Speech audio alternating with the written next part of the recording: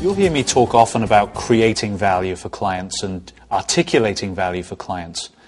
If we spend a few minutes talking about what the best account managers we deal with do as their primary habit, there's a related subject. The clients we work with usually feature a number of new business salespeople and then a whole force of people who are responsible for managing and growing accounts on behalf of the company. Sales traits are pretty much the same. There's a saying that says the best way to farm an account is to hunt in the account. And that saying's largely true. There's one condition that we find the really high-performing account managers fulfill, though, that is a little different, but that relates strongly to this idea of articulating customer value. Here's what they do differently. They measure it. So, seems obvious. If we're going to articulate a value proposition to a client, if we're going to talk about impact, then it would seem obvious that we would spend time after the fact measuring that we helped them achieve it. It's not quite what the evidence shows. Evidence shows that only about 10% of cases actually involve salespeople going back and measuring what it was they achieved for a business in business terms.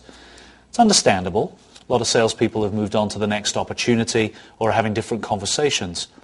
But the evidence also shows us that when we do measure the impact, when we do choose to use what we've measured to go and meet additional people in the client, to refer back to the value we said we'd create with the people that we are engaged with, it has a distinct effect on the client's propensity to buy again from us.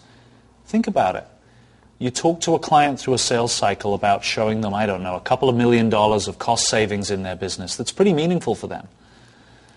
You sell them the product that's going to do it, and they install the product that's going to do it, and then off we wander in our normal other sales cycles.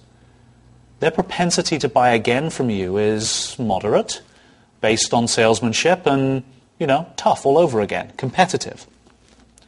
Compare that to a situation where we actually spend a little bit of effort measuring what's happening at the area of effect that we said we would influence, and measuring that we influenced $2.2 million of cost savings in the year in which we first implemented the product. Now you choose to take that back to your original decision makers. You maybe expand and send a note to the CEO of the company saying, just thought you'd want to know that the $500,000 investment you made last year has paid off quite dramatically because we've measured these kind of impacts on your business. Imagine now what the propensity of that client is to want to have conversations with you about growing the business they do with you. So we find that this principle drives a dramatic effect.